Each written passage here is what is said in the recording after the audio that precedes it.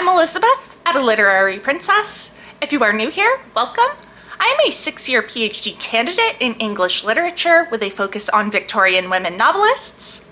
And as you might expect, I love to read. So today I have my June wrap up for you. And how are we done with June now? I feel like I've said that every month, but seriously, how?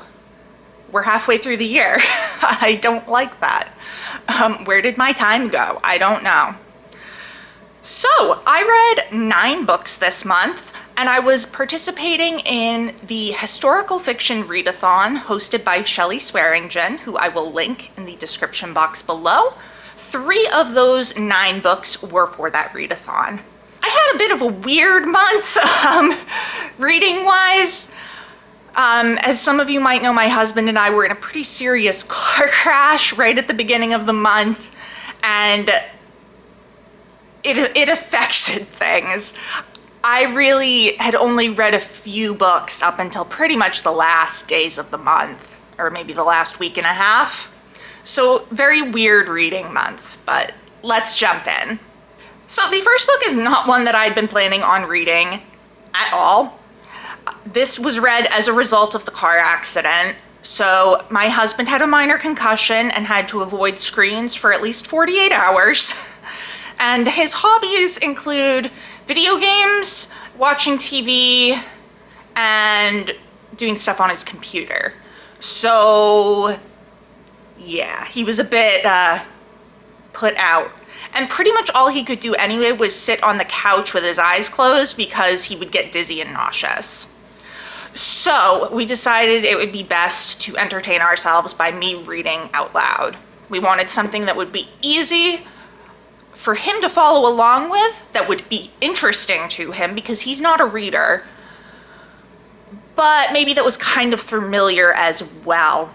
And I personally wanted something I would find comforting because I was pretty shaken up after this car crash. It was really scary, as I'm sure any of you who have been in a car crash know. So we ended up reading Harry Potter and the Sorcerer's Stone. Now, this is a favorite childhood series of mine. My husband has seen the movies but not read the books. I find it comforting. He finds it interesting. It ticked all of our boxes. I have issues with the author, major issues with the author. And as such, I opted not to rate this. So no rating for it. We did, however, enjoy our little read aloud, and it was a nice way for us to pass the time, because otherwise we would have just been staring at the ceiling, and that would have sucked. But yeah, no rating for this one. The next book is for the Historical Fiction Readathon, and it was not finished until considerably after. This is Bitter Orange by Claire Fuller. This takes place in, I believe, 1969. Yep. And is focused on, holy crap, what is her name? Frances, who is staying at this old manor house to study the gardens and the architecture within the gardens. And there are 2 other people there, a couple, one of whom is in charge of inventorying all the stuff in the house, and then his wife. And Frances forms this kind of strange friendship with the 2 of them. There are some really weird things going on. It's a gothic novel. That's really all I can say without giving anything away.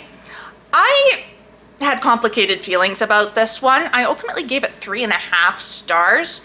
I was really enjoying it. Like, I liked the setup. I was interested in the characters. The writing was good, but I was not really in love with the ending, I guess. I didn't feel like everything came together the way that it should have, and I was left wondering a lot of things. So yeah, 3.5 stars. I'm glad that I read it. I did think it was good. It just didn't quite get all the way there for me.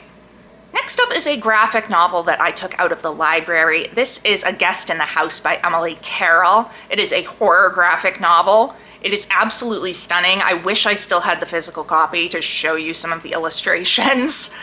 But this follows a woman who has recently remarried to a widower, and he has a daughter who's probably about 12 maybe. And some weird stuff starts happening in their house. Again, that's all I'm gonna say. I love Carol's illustrations. This was just marvelous. I mean, I had really loved her short story collection, Through the Woods. I think I gave that one 5 stars too, but Guest in the House was just like so far beyond. It was so good. So this was a 5-star from me as well. Really great. Highly recommend if you're into horror and graphic novels. And then I read another one from the library. This is Interview with the Vampire by Anne Rice. So I wanted to read this because I wanted to start watching the TV series on AMC. And I ended up reading the book and watching the show like at the same time. This is the story of Louis de Pontdulac, a vampire who is telling his life story to a reporter in the 70s, and then we go back to the 1790s when he was originally created by the vampire Lestat. And it's a complicated relationship. So this is blasphemous. I didn't really like the book that much. I liked the first half. The second half dragged really badly for me. And I gave it 2.5 stars. Sorry. Meanwhile, the show is a 5-star from me. I almost never like a TV or film adaptation better than the book. This is one of the few times I just think that the show is doing more interesting things. I think the pacing is better in the show. And even I think the character development is better in the show, to be honest. So yeah, I really didn't like the book that much. But I appreciate it that it gave me this wonderful show, because without the book there would be no show. So sorry to everybody that loves the Vampire Chronicles. I know that this is like a really popular book, but I just didn't like it. I'm sorry. For the next read, I went back to the Historical Fiction Readathon to read The Night Watch by Sarah Waters. This was my last Sarah Waters book to read, and I had been putting it off because it is a World War II book, and I'm not really big on World War II books. However, Katie from Books and Things said, it's not your typical World War II book, and she was absolutely correct. Sarah Waters is a favorite author of mine, so like, of course I was going to enjoy this. I just put it off for ages for I don't know why.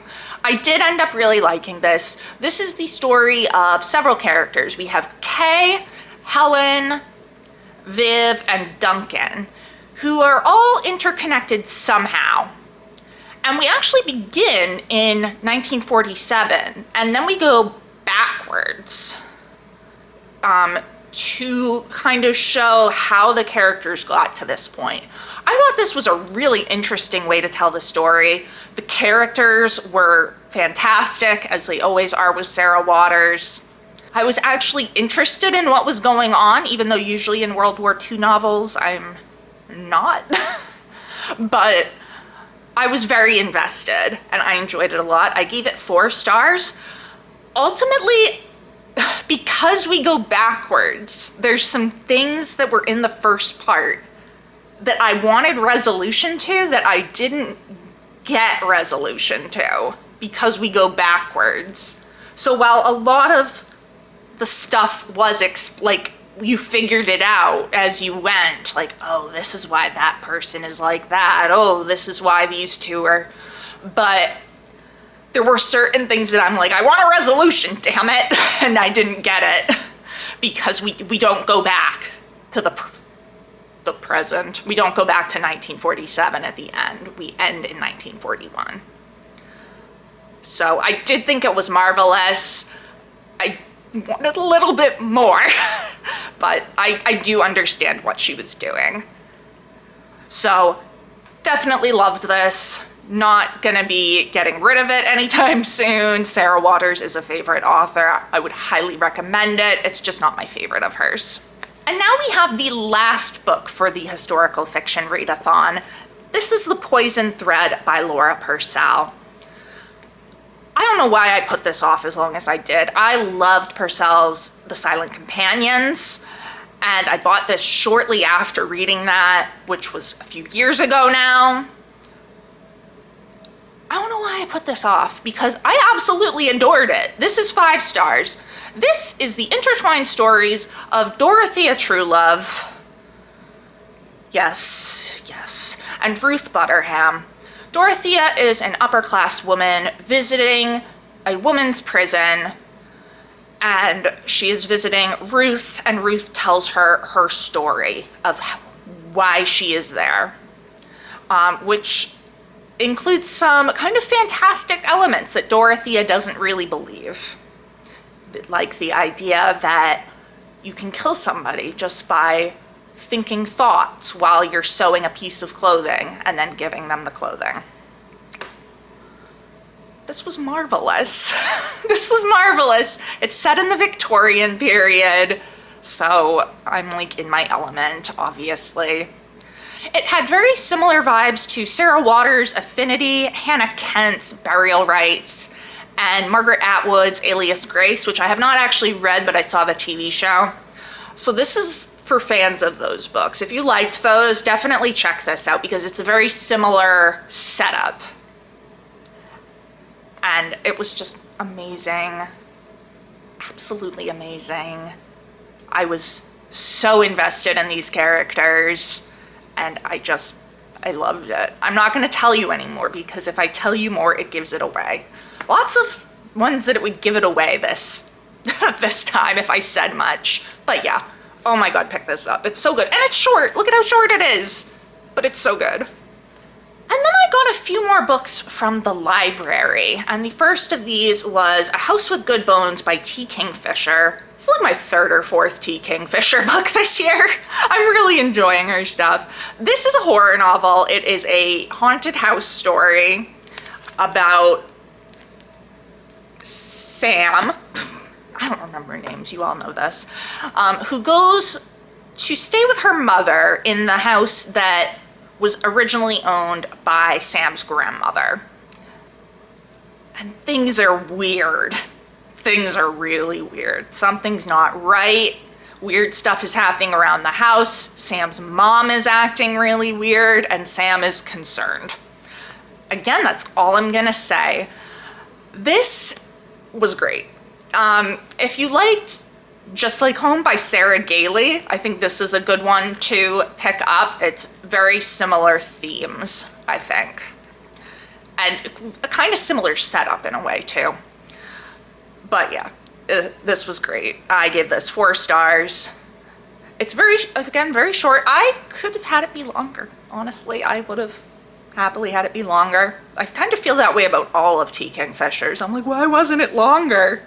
But yeah, really good. 4 stars. Next up was some poetry. This is Dog Songs by Mary Oliver. Now, I read a Mary Oliver collection, I guess it was last month, and like it was fine.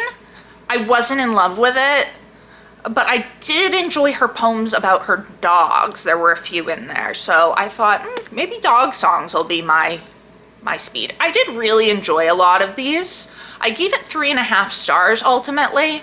Some of them weren't my favorites, but I did really enjoy some of the other ones. I think ultimately Mary Oliver's poetry isn't for me, but I do appreciate her love of dogs and her love of each of her individual dogs. You really kind of get to know her dogs throughout this because she has poems dedicated to each of her dogs and whatnot. And there's also an essay at the end, also about dogs, obviously.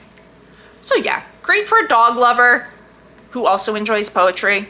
I think Mary Oliver is just ultimately not for me. And then the final read of the month was one that I started at the very beginning that I was reading for my dissertation. This is an autobiography by Anthony Trollope. It is exactly what it says. It's his autobiography. This was a lot of fun, actually.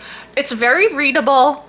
I really enjoyed the way Trollope talks about his writing and his characters. He's very down to earth. and he's very honest. Like, when he thought a book wasn't that good, he's like, yeah, no, this wasn't that great. But when he thought a book was good, he's like, yes, this was one of my best. So I don't know, I really appreciated just how open and honest he was, and it felt very real. I did do a little bit of skimming for this because I was reading it to use it to look at Margaret Oliphant's autobiography for my dissertation chapter. So I really only needed a few parts in here, but I did want to read the whole thing, and I'm glad that I did. If you're a Trollope fan, definitely pick this up. It's good. I gave it 4 stars. So that is everything I read in June. Let me know down in the comments below. Have you read any of these? What did you think? What did you read in June? If you enjoyed this video, please don't forget to give it a thumbs up and subscribe to see more of my bookish content. It has been great chatting with you. I will see you soon. Bye.